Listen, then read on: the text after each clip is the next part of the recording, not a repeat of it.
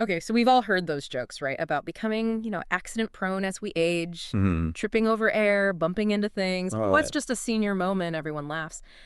But this document you sent me on geriatric trauma, it's really got me thinking differently. It's pretty serious stuff. it really is. It kind of flips the script on that whole dismissive view. Mm. It's less about laughing off stumbles and more about realizing there are these really complex physiological changes happening underneath Yeah, that we don't always see. exactly. It's like we're seeing the senior moment, but not the why. And that why can make a huge difference. Absolutely, because those changes, they make older adults so much more vulnerable to serious injury, Yeah. even from what seem like, pretty minor things to the rest of us. Yeah, one phrase in this document really jumped out at me.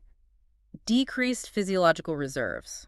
What does that actually mean? It sounds like, I don't know, my car when the check engine light's on and it's running on fumes. Okay, I like that analogy. Think of it this way, like your body's systems, they're all running on a battery backup. Okay. But as we get older, those batteries, they just don't hold the same charge anymore. Ah, I see. And they're slower to recharge. So the heart, the lungs, even how efficiently we stop bleeding, it all becomes a bit less high performance, we'll say. Yeah. Where a younger person might bounce back quickly, an older adult's body. It's like it's working with less backup to begin with. Exactly. So it's not just that bones get more brittle, it's like the whole system is less resilient, right? Yeah. Precisely.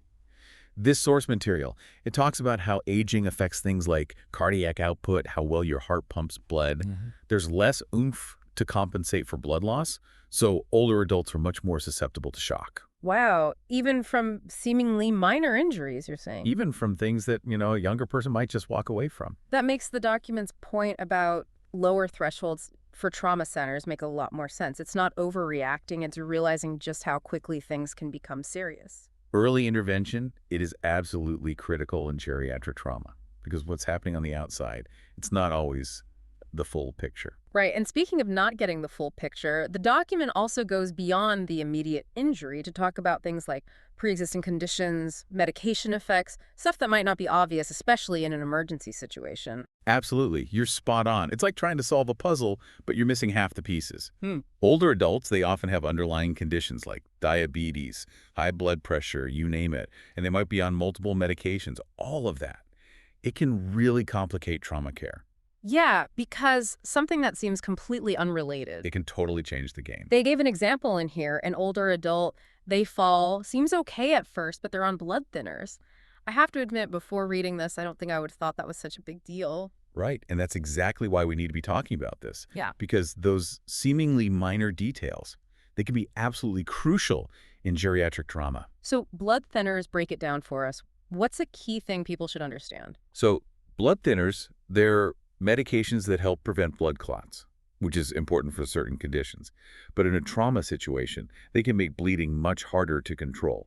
What might have been a minor bump for someone else could turn into serious internal bleeding for someone on blood centers. It's like that saying, what you don't know can hurt you, or in this case, what you don't tell the doctor. Exactly. Communication is key here. It's absolutely vital to tell medical professionals about any medications an older adult is taking, even vitamins, supplements, it all matters. Because it might seem completely unrelated to the injury. Right, but it could change the entire approach to treatment.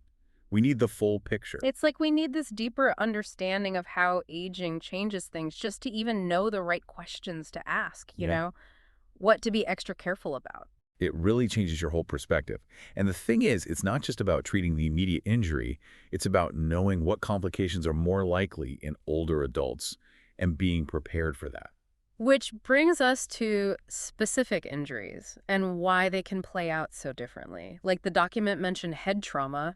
That seems like a big one. Oh, absolutely. And one thing that's really important to understand with head trauma and older adults is that as we age, our brains actually shrink a little bit. Wait, really? Our brains shrink? They do. It's a normal part of aging, but it can have serious consequences when it comes to head injuries. Okay, I'm listening. This is fascinating, but a little creepy. Right. So because the brain shrinks, it creates more space within the skull. Okay. And that extra space, well, it means there's more room for blood to accumulate if there's bleeding in the brain. Ah, so even what looks like a mild bump on the head.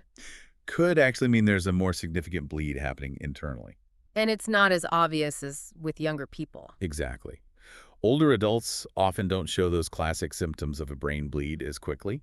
They might seem okay at first, but then hours or even days later, start experiencing confusion, drowsiness, headaches. It can be very subtle. Okay, so bottom line, if someone older takes a hit to the head, no matter how minor it seems, Err on the side of caution. Always get it checked out. this is really making me rethink a lot of things. Like, I never would have thought about how something as, I don't know, every day as a fall could be so much more complicated for older adults. Oh, absolutely. And it's not just falls.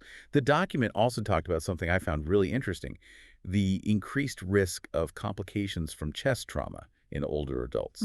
Chest trauma.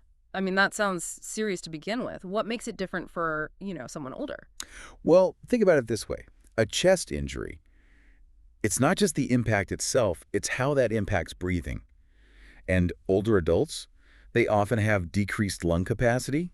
Their respiratory muscles might be weaker. Right, so just taking a deep breath. Becomes a whole lot harder. So something like a rib fracture, which might be painful but not life-threatening in a younger person, it can significantly impair their ability to take those deep breaths, to cough effectively. And that makes them more susceptible to things like pneumonia, especially if they're dealing with other health issues already. Exactly. It's like this domino effect. And that's what makes geriatric trauma so complex. You can't just look at the injury in isolation. You have to understand how aging affects all of the body's systems and how those systems interact. It's like what seems like a minor injury in one person can cascade into something much more serious in another, just because of their age. You got it.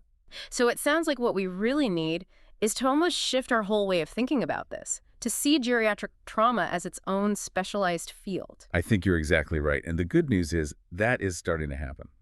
A lot of hospitals now are implementing geriatric trauma programs with specialized protocols, care teams that are specifically trained to deal with the unique needs of older patients. So recognizing that, hey, these aren't just, regular injuries, they require a different approach. Exactly.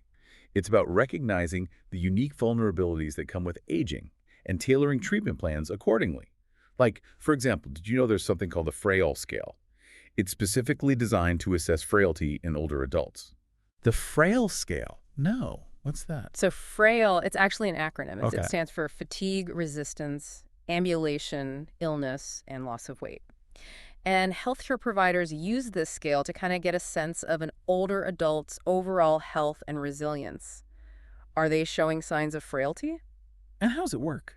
They basically score each of those items on the scale, and the higher the score, the more frail the individual. It helps paint a more complete picture. So if someone scores high on this Frail scale, does that, change how doctors approach their treatment, especially after an injury? Big time. It's a huge red flag. Means there's a higher risk of complications, recovery might be tougher, they might need a longer hospital stay, maybe they need specialized rehab or extra support at home, just to make sure things go smoothly. It's like you were saying before, looking past the obvious injury to see the whole picture. Exactly. And that actually brings up something else really important from this document. We're going to be thinking about what happens after the emergency room, too. Oh, right. So we've dealt with the immediate injury, stabilized them. What then? What'd they say was important in that post-emergency phase? They made this really good point. Recovery for older adults. It's not just about the physical healing, though, of course, that's huge.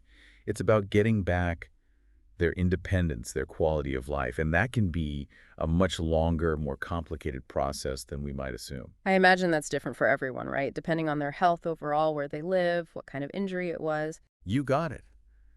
That's why this source talked about functional assessments.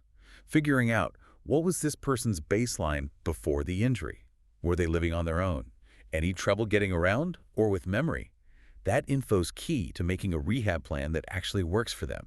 So it's not just, okay, get back on your feet. It's get back to your life. Exactly. And that might take a whole team, doctors, nurses, physical therapists, occupational therapists, even social workers, everybody pitching in to make sure that person has the best shot at getting back their independence. Man, this has been eye-opening. We started with a few jokes about senior moments, and now we're talking about physiological reserves, the Farrell scale, needing a whole team for recovery. Makes you think twice about what we often brush off as just accidents, huh? It really does. Yeah. And to me, that is the biggest takeaway from all of this. We got to shift our perspective. Instead of just seeing an accident, we need to see that individual, See how all these factors play together and how that can make older adults so much more vulnerable. And with that understanding, it's like we have a responsibility now, right? It's not enough to just react after someone gets hurt. We've got to be proactive, trying to prevent these situations, making sure people get the best possible care. Couldn't agree more. This knowledge, it empowers us to be better caregivers, whether it's our own parents, grandparents, or even just someone we encounter who might need a little extra help. So as we wrap up here, what's the one thing you really want our listener to walk away with from this deep dive on geriatric trauma? I'd say it's simple, but crucial. Awareness is everything. The more we understand about the challenges, the vulnerabilities that come with aging, the better we can make things. So older adults get the specialized care they deserve, and they can live those healthier, safer, fuller lives. Beautifully put. Big thanks to you for taking this deep dive with me. It really got me thinking. Happy to be here. Always enjoy these conversations.